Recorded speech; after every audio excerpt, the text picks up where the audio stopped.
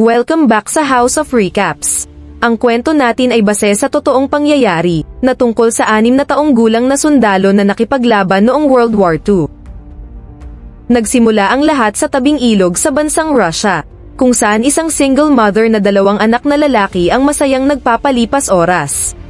Habang ipinagyayabang ng bunsong si Sergei Alyoshev sa kanyang ina at kapatid ang pag-akyat nito sa mataas na puno ay biglang lumitaw ang isang jet fighter. Dali-daling naghanap ng pagtataguan ang ina subalit walang kinatatakutan si Sergei kaya naman inatake niya ang jet fighter gamit ang kanyang tirador. Nasurpresa ang lahat nang mapuruhan niya ang jet fighter at sumabog. Subalit nang ilibot niya ang kanyang paningin wala na ang kanyang pamilya. Nagising si Sergei sa kanyang masamang panaginip, umiiyak na hinanap niya ang kanyang ina. Maya-maya pa ay may kumatok sa pinto, dali-daling binuksan ito ni Sergei sa pag-aakalang ito ang kanyang ina. Bumungad sa kanya ang kanilang kapitbahay. Tuwang-tuwa na pinasalamatan nito ang Diyos dahil ligtas si Sergei. Ipinaalam niya dito na namatay ang nanay at kuya nito sa pag-atake ng mga German. Ayaw itong paniwalaan ni Sergei at nagpumilit na manatili sa bahay upang antayin ang kanyang ina.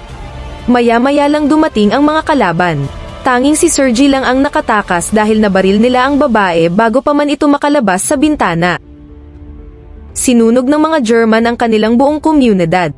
Si Sergei lang ang mag-isang nakaligtas.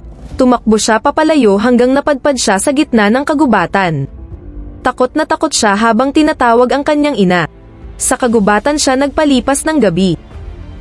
Kinaumagahan, umiinom siya ng tubig sa ilog nang makitang papalapit ang ilang mga sundalo. Alam niyang mapanganib sila kaya nagtago siya sa loob ng ugat ng malaking puno. Kahit takot ay nanahimik lamang siya nung may ahas na lumapit sa kanya. Alam niyang mas mapanganib ang mga sundalo kesa sa ahas. Kumain lang ang mga sundalo saka umalis. Ang mga tira-tirang pagkain ng sundalo ang nagsilbing hapunan ng bata. Hindi na halos nakakain si Sergei ng 2 araw, pagod na siya kakalakad ng walang patutunguhan. Nadapa siya pero pinilit niyang bumangon at maglakad uli. Sa daan ay nakakita siya ng wild berries. Habang kumakain ay biglang nagkaroon ng pagsabog. Hilong-hilo ang bata pero nang may dumating ay bigla siyang tumayo. Nagpanggap na malakas, at saka sinabing meron siyang baril at hindi siya takot. Ilang sandali pa ay nawalan na siya ng malay. Ito naman ang base militar ng Russian Army.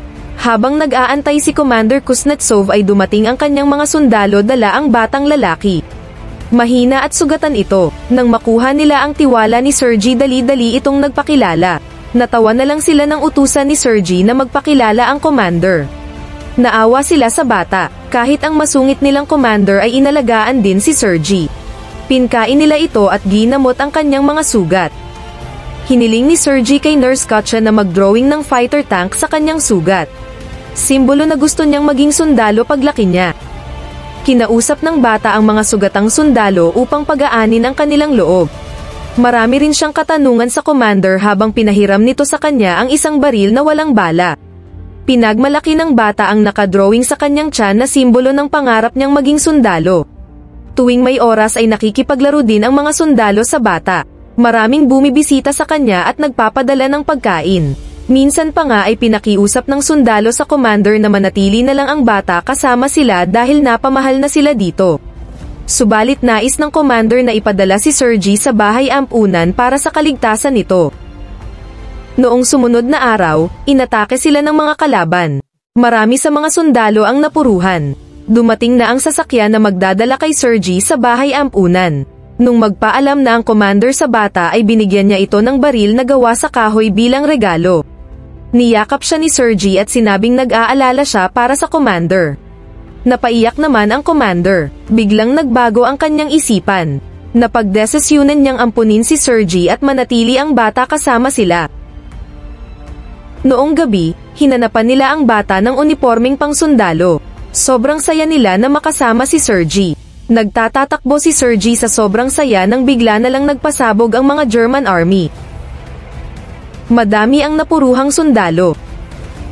Gustong makatulong ni Sergei, kaya naman siya ang tagadala ng tubig sa mga sundalo.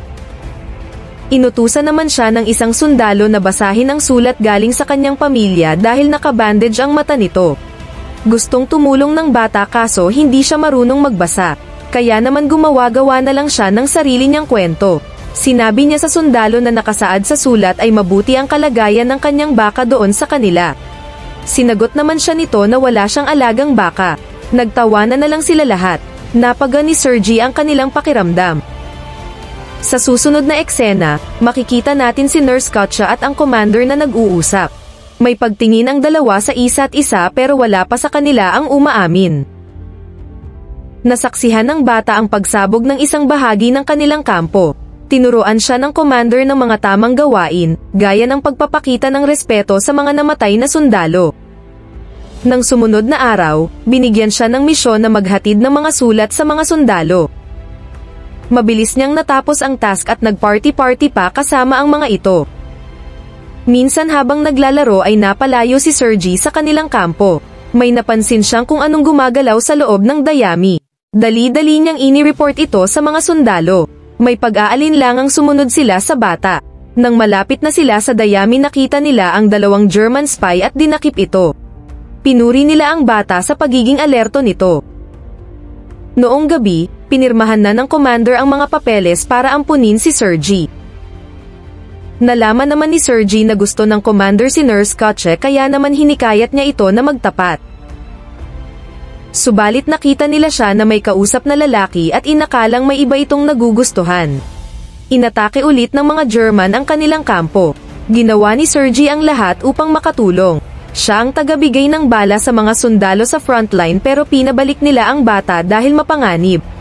Nakita niyang nagpapanik ang lahat sa loob ng kanilang headquarters dahil nasira ang koneksyon ng telepono.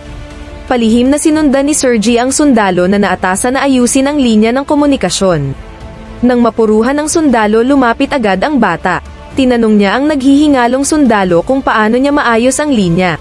Matagumpay niyang naayos ang kanilang linya ng komunikasyon kaya agad silang nakahingi ng tulong at dagdag na sundalo mula sa colonel. Matapos ang insidente ay nagpa siya ang commander na magtapat kay Katja.